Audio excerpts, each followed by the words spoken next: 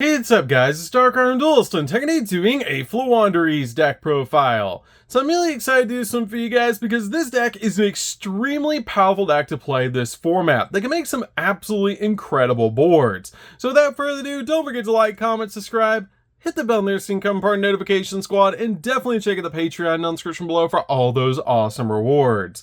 Like in your name description, a single video, getting assigned cards in the mail, and even getting to request a deck profile every single month to your patron. So without further ado, let's get straight on into this. So first off, we're going to be playing 3 copies of Rabina. Rabina is the best normal summon in the entire deck because this card is a 1-card combo that you always want to be able to see. This card, just like all of the other level 1 Floowandereeze monsters, shares a common effect that if this face-up card leaves the field, banish it instead. This card also has a crazy powerful effect that if this card is normal summon, you can add a level 4 lower wing beast monster from your deck to the hand. Then after this effect resolves, you can normal summon a wing beast monster, which is a really cool ability just to constantly be normal summoning because all of your Floowandereeze monsters after they resolve give you an additional normal summon, which is absolutely amazing and how you make your incredible boards. Also, all of these small birds or the baby birds actually have a common ability that if this card is banished and you normal summon out a wing beast monster, you can add this card back to your hand, which is a great effect to be able to chain block your birds that you normal summon. We then play 3 copies of Eaglin. Eaglin is what you search off your copy of Rabina, and this card has the ability, if this card is normal summon, you get to add a level 7 or higher wing beast monster from your deck to your hand. Then immediately as effect resolves, you get to normal summon a wing beast monster, which is a really cool ability to be able to search out your copy of Impim, and then tribute your copy of Rabina and Eaglin for your copy of Impim. We then play 2 copies of Straya. Straya is really good just as a 2-of in the build, and I'm always between 1 and 2 copies of this card, but I really like 2 copies of this card right now because it has the ability, if this card is normal summon, you can target a card in either player's graveyard and banish it. Then immediately as effect resolves, you can normal summon a wing beast monster, which is a really cool ability because there's a lot of decks running around that are very reliant on the graveyard, so Straya is really good this format. We then play just a single copy of Toucan. I feel like you don't need any more than a single copy of Toucan. This card helps you recover banished Floowandereeze cards, which is a pretty cool ability, but I feel like you only really need a single copy of this card for the name. We then play 2 copies of Impin. Impin is our main boss monster, and I feel like you only need 2 copies of this card. You could play it at 3 in the build, but I really like 2 because it's so easy to get to. And this card is amazing because if this card is tribute summon, you can actually add a Floowandereeze spell or trap from your deck to your hand. Then immediately as effect resolves, you get to normal summon a monster. Also, while this tribute summon card is in the monster zone, your opponent cannot activate the effects of special summon monsters that they control in attack position. Also, once per battle, during damage calculation, if this card battles an opponent's monster, quick effect, you can banish a card from your hand, and that opponent's monster's current attack and defense become halved until the end of the turn, making it really hard for your opponent to deal with this card. And the spell and trap that you're usually grabbing off this card's ability is your copy of Dreaming Town, so our opponent's turn turns into our turn, which is really insane. To be able to use your copy of Dreaming Town to be able to normal summon and start all of your plays all over again during your opponent's turn by just activating Dreaming Town, getting an additional normal summon, and then starting your combo line all over again. If you guys would like to check out combos for this deck, I do have a video of 3 combos that you need to know to play Floowandereeze on the channel, which you guys should definitely check out. We then play a single copy of Ryza. Ryza is just a great 1-of in the build. I don't feel like you need any more than a single copy of Ryza. It's great because it balances cards off the field and just helps you break your opponent's board. We then play a single copy of Apex Avian. Apex Avian is really good because it's a walking negate in the deck. It's just amazing to be able to summon out to your side of the field because it's so easy to constantly bring this card back to your side of the field to establish a negate. And then we play 3 copies of Shifter. This deck really wants its cards banished, so Shifter is amazing this format to be able to basically just auto win games, and it's really good in the Floowandereeze to basically just drop Shifter and make sure everything's gonna get banished. So that's it for the monsters, guys. Let's get in to the spells.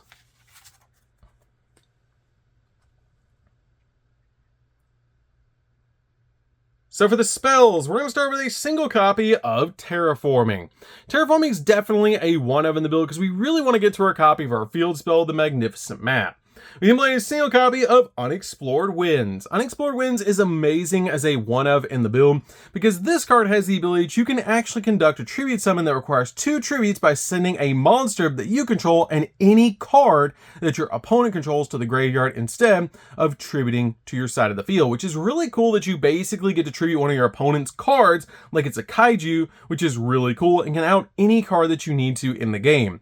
Also, during your main phase, you can reveal up to 2 Winged Beast monsters in your hand and place them on the bottom of the deck in any order and then draw cards equal to the number of cards placed, which is a great ability if you draw too many copies of Rabina or too many copies of Eaglin or even double Impin. You can put them back to dig into the deck for more combo pieces that you might need so that you can search them out later. We then play 2 copies of Triple Tactics Thrust. Thrust is really good as a 2-of in the deck because there's so many cards that you can search off your copy of Thrust, and for a more budget option for you guys, you could play Talents instead. I'm also playing Evenly Matched at 1 in the deck that can actually search is searchable off your copy of Thrust, so you could change this card out for 2 more copies of Evenly Matched if you want to for a more budget option, or you could play Talents over this card as well just as another budget option for you guys. But if you have Thrust, definitely play it because it can search so many different cards in the deck like Dark Ruler No More. It can search out cards like Harpy's Feather Storm, Evenly Matched, stuff like that. So any of the cards that you see at 1 in the deck like Harpy's Feather Storm or Evenly Matched, you can change them out to play 3 copies of those cards so that you can play, so you don't have to play Thrust if you don't have it. But it's still a really good option if you have Thrust. We then play 2 copies of Dark Ruler No More. Dark Ruler No More is great as a 2-of in the build just to basically turn your opponent's board off so we can summon another copy of Impin and just basically extend that skill drain through the following turns because they're going to put their monsters in attack position. You drop Dark Ruler No More, we go full combo, we establish Impin. Since their monsters are in attack position, they basically don't do anything anymore, which is really insane. And this card is really good this format in Floowandereeze. We then play 2 copies of Swallow. Swallow is really good as a 2-of in the build because this card is just amazing for consistency. You treat a Winged Beast monster from your hand or face her in the field to add a Winged Beast monster from your deck to your hand with the same level as the treated monster had, which is great because this card is basically 2 more copies of Rabina. You distribute the Floowandereeze monster you don't need in your hand to be able to grab a copy of Rabina and go full combo. We then play 3 copies of Pot of Duality. Pot of Duality is really good because we don't special summon in the deck at all, so this card is great to help us excavate 3 and add 1 to hand. Speaking of excavating, we can also play 3 copies of Pot of Prosperity. Pot of Prosperity is just really good just to help us dig into the deck for the exact cards that we need.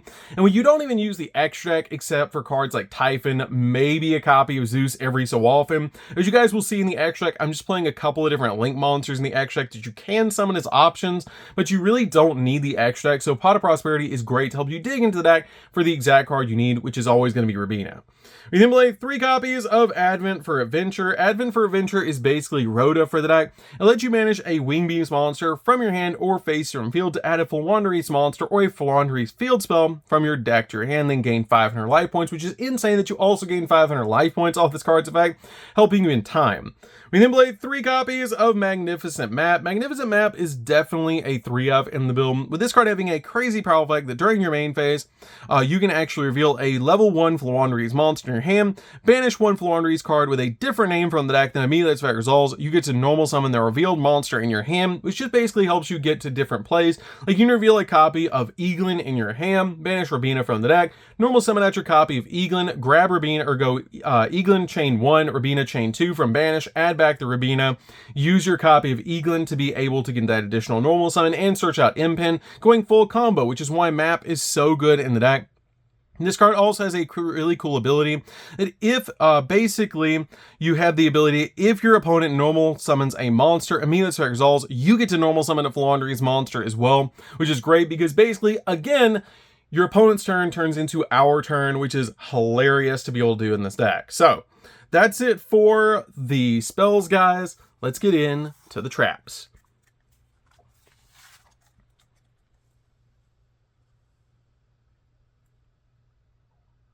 So for the traps, we're going to start with a single copy of Harpy's Feather Storm.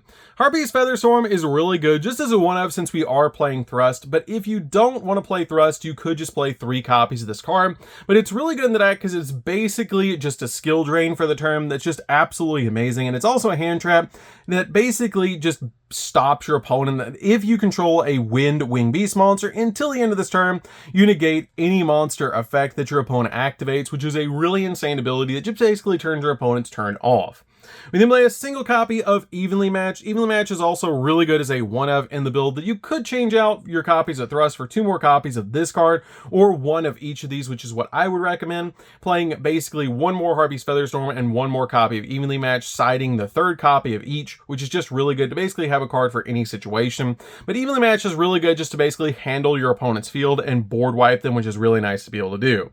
We then play a single copy of Dreaming Town. Dreaming Town's amazing as a 1-of in the build because this card helps out a lot in searchable off your copy of Impin with the ability that during your main phase of Meli effect resolves, you get to normal summon a level 4 or lower wing beast monster, which is basically the main effect we want to use on this card to basically turn our opponent's turn into our turn so we can start normal summoning during their turn. And this card also has a really insane ability that if you tribute summon a level 7 or higher monster while this card's in the graveyard, you can manage this card and then change all monsters your opponent controls to face down defense position, but you can only use each effect of this card once per turn, which is absolutely insane. For the final card of the deck, we're also playing a single copy of Rivalry of Warlords. Rivalry is just really good in this deck because we're only summoning birds.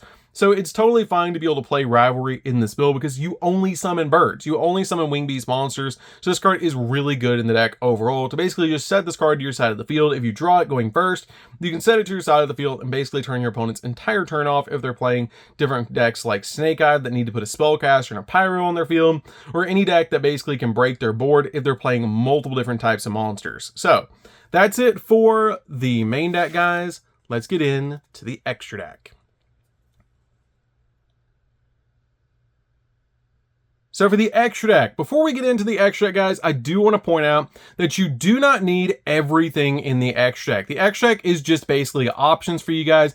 About 9 out of 10 duels, you're not even going to use the extra deck at all. It's just really basically prosperity targets and stuff like that. A couple of the XZs you'll summon, but a lot of the link monsters you never summon, so you can change them out for more budget options if you want to, like cards like SP Little Knight you don't even really need. So for the extra deck, we're going to start with 2 copies of Assembled Nightingale. Assembled Nightingale is great as a 2-of. I would recommend playing this card because it helps you attack directly.